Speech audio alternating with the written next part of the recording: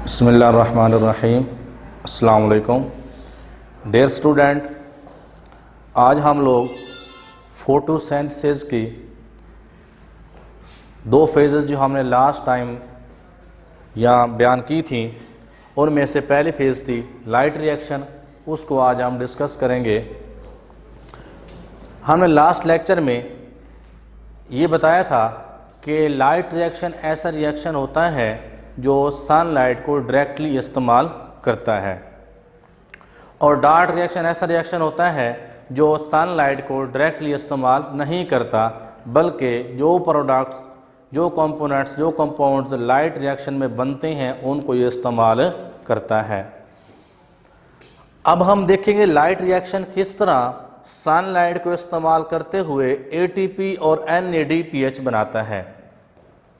ये हमारे पास photo system दिखाए गए हैं। फोटो सिस्टम 2 है, ये फोटो सिस्टम 1 है। ये थैलाकॉइड मेम्ब्रेन के ऊपर अरेंज हुए होते हैं। ये जो हमारे पास आपको सर्कल नज़र आ रहे हैं, ये बेसिकली क्लोरोफिल के मॉलिक्यूल्स हैं। क्या है ये हमारे पास हैं क्लोरोफिल मॉलिक्यूल। ये क्लोरोफिल है। क्लोरोफिल का काम क्या होता है? ये सनलाइट को एब्जॉर्ब करते हैं। ये जो मेरे पास सर्कल नज़र आ रहे हैं, ये क्लोरोफिल के मॉलिक्यूल्स हैं। Chlorophyll A, chlorophyll B, carotenoids वगैरह। ये जो है ना सनलाइट को एब्जॉर्ब करके ये देते हैं रिएक्शन सेंटर को देते हैं। ये जो रिएक्शन सेंटर है, इसके अंदर ये जो सर्कल नज़र आ रहा है, ये क्लोरोफिल ए का मॉलिक्यूल है। इस रिएक्शन सेंटर के अंदर रिएक्शन चलता है। जो एनर्जी इस रिएक्शन सेंटर के क्लोरोफिल ए के मॉलिक्यूल को मिलती है, तो इस क्लोरोफिल ए के मॉलिक्यूल के अंदर जो एटम्स होते हैं, उनके इलेक्ट्रॉन जो है ना, उनकी एनर्जी बढ़ जाती है। तो यहाँ से इलेक्ट्रॉन जंप लगा के बाहर निकलता है। ये जो इलेक्ट्रॉन ऊपर जा रहा है, इसको ऊपर एक्सेप्ट करता है इलेक्ट्रॉन एक्सेप्टर। ये इलेक्ट्रॉन एक्सेप्टर जो है ना, फिर इस इलेक्ट्रॉन को जो है ना, ये मूव करवाता है इधर इलेक्ट्रॉन ट्रांसपोर्ट चेन के अंदर। जब ये इलेक्ट्रॉन्स जो है ना, ये हाई एनर्जी लेवल से लो एनर्जी लेवल की तरफ मूव करते हैं, तो ये मुसलसल एनर्जी इमिट करते हैं। ये जो एनर्जी यहाँ से निकलती है, ये ATP बनाने में इस्तेमाल होती है। अब जैसे यहाँ रिएक्शन हुआ है, यहाँ सनलाइट पड़ रही थी, यहाँ से इलेक्ट्रॉन एक्साइटेड होकर यहाँ से निकल गए और फिर इधर इलेक्ट्रॉन ट्रांसपोर्ट चेन ने मूव किया। इस फोटो सिस्टम 1 के अंदर भी ऐसा होता है। इधर से सनलाइट पड़ती है क्लोरोफिल के मॉलिक्यूल्स के ऊपर। ये क्लोरोफिल ए, बी, कैरोटीनॉइड्स वगैरह, ये तो एनर्जी को इकट्ठा करके जो है ना, इस रिएक्शन सेंटर को दे देते हैं। और यहाँ से भी जो इलेक्ट्रॉन हैं वो जंप लगा के जो है ना बाहर निकल जाती हैं। इसके ऊपर भी यहाँ इलेक्ट्रॉन एक्सेप्टर मौजूद होता है।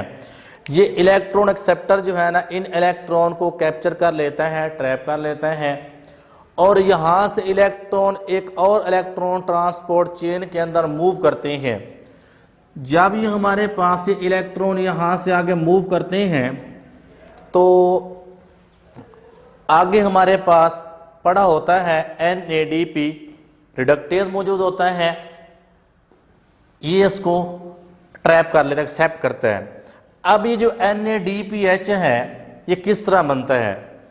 इधर जो हमारे पास ये क्लोरोफिल जो है ना, हमारे पास इससे इलेक्ट्रॉन निकल था, ये इसमें एक होल क्रिएट हो जाता है।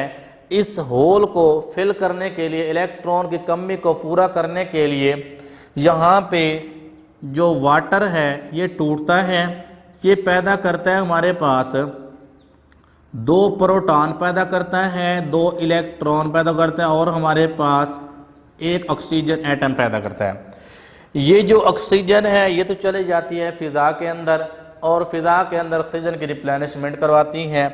और जो प्रोटॉन है, ये यहाँ पहुँचाते हैं NADP पॉजिटिव के पास, और जो इलेक्ट्रॉन्स हैं वो यहाँ पहुँच जाते हैं किसके पास? जो क्लोरोफिल के अंदर यहाँ पे रिएक्शन सेंटर के अंदर होल क्रिएट हुआ था, इसको फिल कर देते हैं।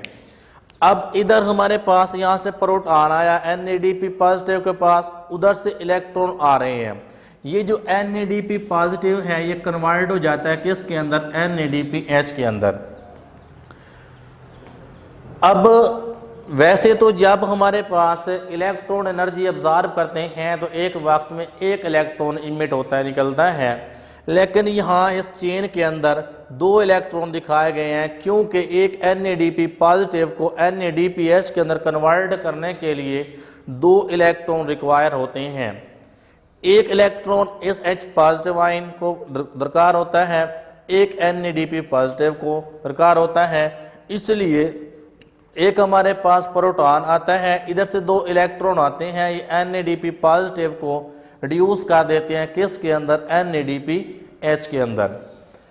अब देखो स्टूडेंट, हमने पहले जब लाइट रिएक्शन की बात की थी, हमने बात की थी कि इसके अंदर हमारे पास ATP पैदा होता है, NADPH पैदा होता है और साथ ही ऑक्सीजन पैदा होती है।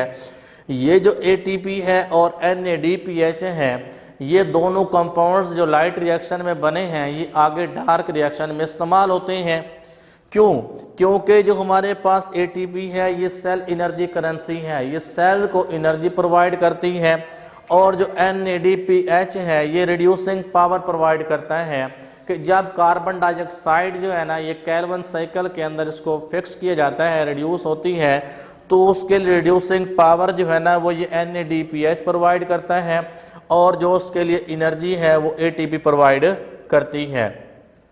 ये जो हमारे पास ये ब्रेकेज ऑफ वाटर था in the presence of light, इसे हम कहते हैं फोटोलाइसिस। क्या नाम देते हैं?